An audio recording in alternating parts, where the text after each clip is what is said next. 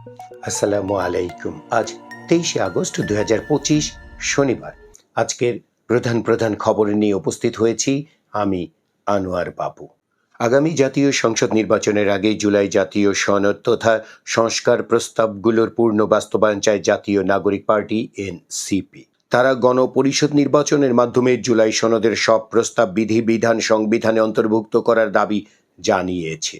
জুলাই জাতীয় সনদের সমন্বিত চূড়ান্ত খসড়া নিয়ে নিজেদের এই অবস্থান জাতীয় ঐক্যমত্য কমিশনকে জানিয়েছে দলটি। গতকাল শুক্রবার জাতীয় ঐক্যমত্য কমিশনে মতামত জমা দেয় এনসিপি।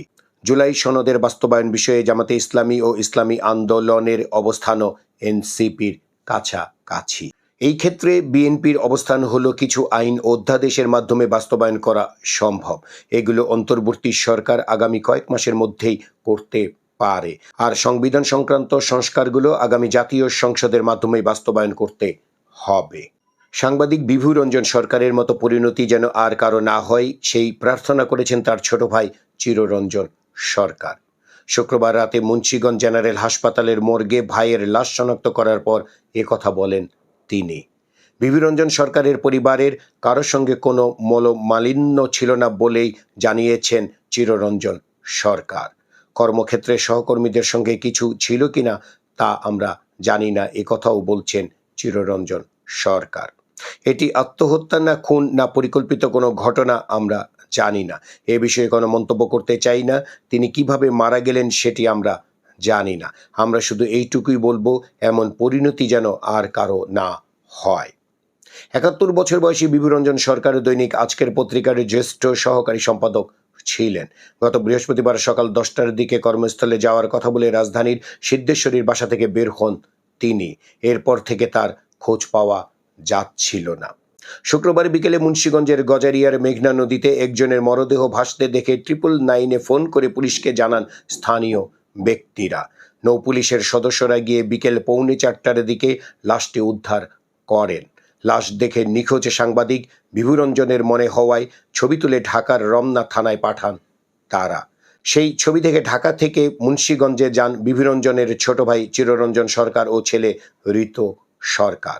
রাত 8:45টায় মুন্সিগঞ্জ জেনারেল হাসপাতালের মর্গে গিয়ে লাশটি শনাক্ত করেন তারা।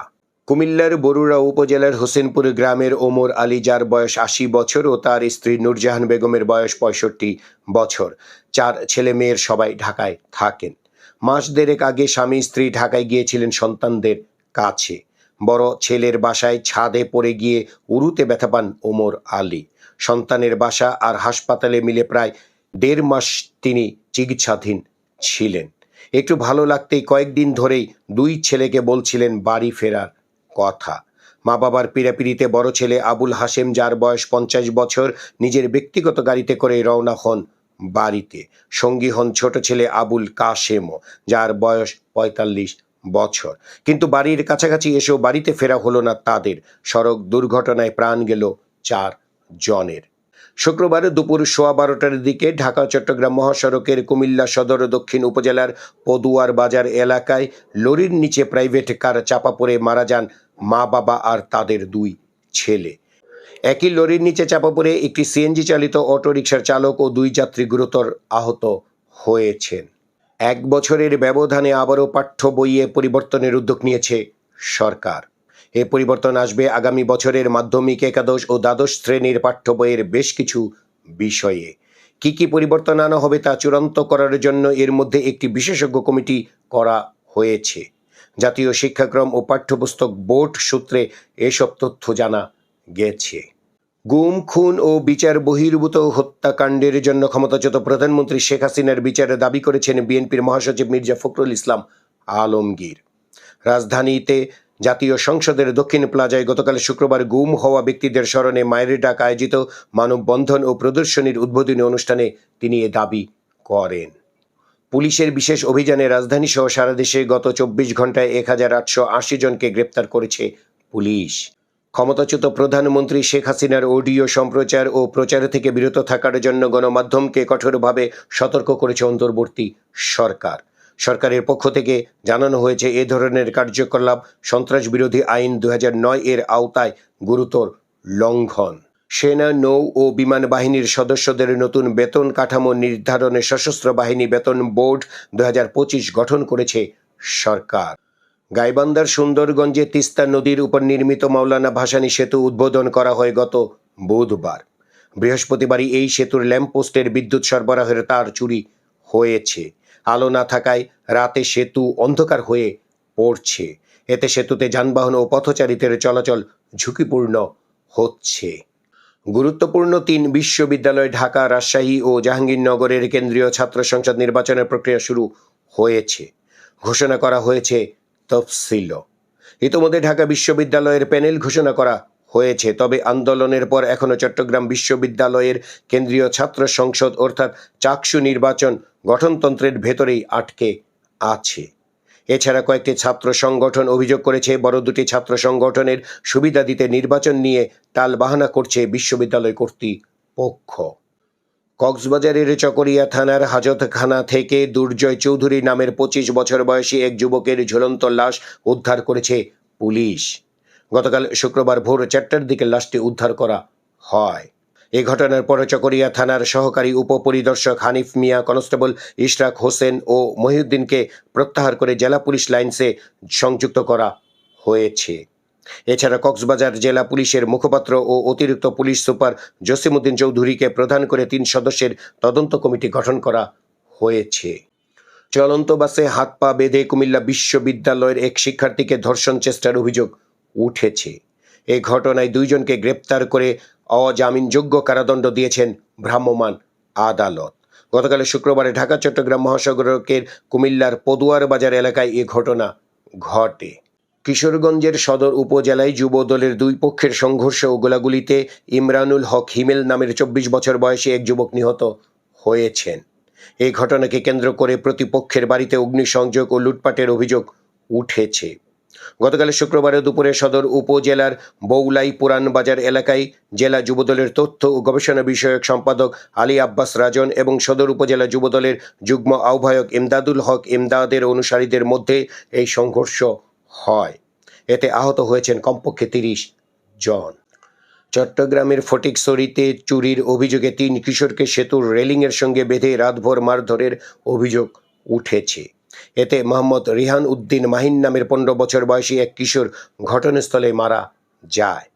সে 7ম শ্রেণীর শিক্ষার্থী ছিল।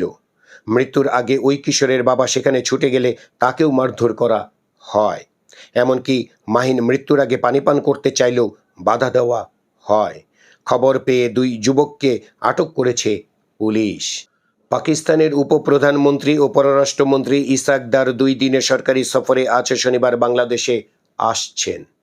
ব্রাহ্মণবাড়িয়ার কসবাই মাঠ থেকে গরু আনতে গিয়ে ট্রেনের ধাক্কায় মাজেদা খাতুন নামের 78 বছর বয়সী এক বৃদ্ধার মৃত্যু হয়েছে। এ সময় ট্রেনে কাটা পড়ে মারা যায় গরুটিও। গত বুধবার বিকেলে ওই দুর্ঘটনা ঘটে। পরদিন দুপুরে তার লাশ দাফন করা হয়।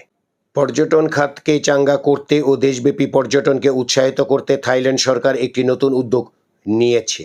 দেশটির পর্যটন ও ক্রীড়া মন্ত্রণালয় আগামী 3 মাসের জন্য 2 লাখ বিদেশি পর্যটককে বিনামূল্যে অভ্যন্তরীণ বিমান টিকিট দেওয়ার পরিকল্পনা করছে।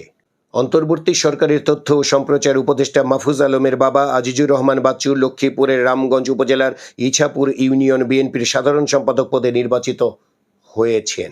জামাতে ইসলামের নায়েবে আমির ডাক্তার সৈয়দ আবদুল্লাহ মোহাম্মদ তাহের বলেছেন, পূর্ণাঙ্গ সংস্কার না হলে নির্বাচন নিয়ে মানুষের মধ্যে সংশয় তৈরি হবে, যা দেশ ও রাজনীতিকে আবার সেই পুরনো ধাঁচে নিয়ে যাবে। আমরা যে ভোরের আলো দেখেছি তা অন্ধকারে আচ্ছন্ন হওয়ার আশঙ্কা।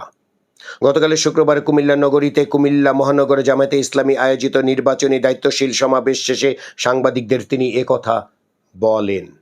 আন্তর্জাতিক খবরে দেখা যাচ্ছে, যুক্তরাষ্ট্রের 5.5 কোটি ভিসাধারীর তথ্য যাচাই করছে মার্কিন প্রশাসন। দেশটির পররাষ্ট্র দপ্তর বলেছে, ওই বিদেশিরা অভিবাসন আইন লঙ্ঘন করেছে কিনা তা খতিয়ে দেখছে তারা। আইন লঙ্ঘন ধরা পড়লে ভিসা বাতিল, এমনকি যুক্তরাষ্ট্র থেকে বিতাড়নও করা হতে পারে। বিনোদনের খবর। বাংলা গানের ব্ল্যাক ডায়মন্ড খ্যাত সঙ্গীতশিল্পী বেবি নাজনীনের জন্মদিন আজ। 1965 সালে নীলফামারীতে তার জন্ম। 1980 সালে এহতেশামের লাগাম সিনেমায় প্রথম প্লেব্যাক করেন। 1987 সালে প্রকাশিত প্রথম অ্যালবাম পত্র মিতা, এটি তার সঙ্গীত জীবনের মোড় ঘুরিয়ে দেয়। 4.5 দশকের কেরিয়ারে বেবী নাজনীন উপহার দিয়েছেন জনপ্রিয় অনেক গান। এই ছিল আজকের প্রধান প্রধান খবর। আমাদের এই খবর নিয়ে আপনাদের যদি কোনো মতামত থাকে তাহলে কমেন্ট বক্সে জানাতে পারেন, আর আমাদের এই চ্যানেলটি সাবস্ক্রাইব করে আমাদের সাথেও থাকতে পারেন।